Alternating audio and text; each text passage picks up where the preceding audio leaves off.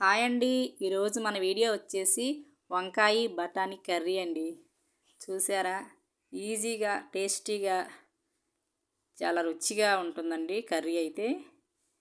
మా ఇంట్లో చాలా ఇష్టంగా తింటారండి అందరూ కూడా ఈ కర్రీ. రైస్లోకి చపాతీలోకి కర్రీ సూపర్గా ఉంటుందండి. చాలా టేస్టీగా కూడా ఉంటుంది. ఈ విధంగా ఒకసారి ట్రై చేయండి ఫ్రెండ్స్. చాలా టేస్టీగా ఉంటుంది కర్రీ. మనం ప్రాసెస్లోకి వెళ్ళిపోదామండి. ముందుగా వంకాయల్ని క్లీన్ చేసి ముక్కల్లా కట్ చేసి సాల్ట్ వాటర్లో వేసుకోవాలండి. ఇక్కడ ఓ పెద్ద ఉల్లిపాయ, 4 పచ్చిమిర్చిని ఇలా సన్నగా కట్ చేసి పెట్టుకుందాం. అలాగే నానబెట్టుకున్న బఠానీ అండి. నెక్స్ట్ స్టవ్ ఆన్ చేసి కడాయి పెట్టి 3 స్పూన్స్ ఆయిల్ వేసి పోపు దినుసులు వేసుకుందాం. పోపు కాగాక ఇక్కడ కరివేపాకు వేసుకుందామండి. చూసారు, ఇక్కడ కరివేపాకు కూడా వేగిపోయింది. ముందుగా కట్ చేసి పెట్టుకున్న ఉల్లిపాయ ముక్కలు అలాగే పచ్చిమిర్చి ముక్కలు కూడా వేసేసుకుందామండి పోపులో. చిన్న టీ స్పూన్ పసుపు వేసి ఒకసారి కలుపుకుందామండి పచ్చిమిర్చి ఉల్లిపాయల్ని. ఇలా కలుపుకోవాలి ఫ్రెండ్స్. ఇలా కలుపుకోవాలండి. మూత పెట్టి 2 నిమిషాలు మగ్గించుకుందాం. ఇక్కడ చూసారా ఫ్రెండ్స్, ఇక్కడ కొంచెం ఉల్లిపాయ పచ్చిమిర్చి బాగా మగ్గిందండి. ఇప్పుడు మనం 1 స్పూన్ అల్లం వెల్లుల్లి పేస్ట్ వేసుకుందామండి.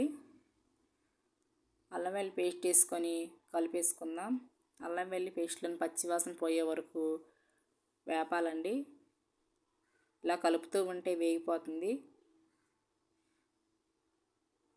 మూత పెట్టి 2 నిమిషాలు మగ్గించుకుందాం. ఇక్కడ చూసారా ఫ్రెండ్స్, మగ్గిందండి. ఇక్కడ ఇప్పుడు వంకాయ ముక్కలు వేసుకుందామండి. వంకాయ ముక్కల్ని సాల్ట్ వాటర్లోనే వేసుకోవాలి, లేదంటే కలర్ చేంజ్ అయిపోతాయండి. ముందుగా నానబెట్టుకున్న బఠానీ వేసుకొని ఒకసారి కలుపుకుందామండి.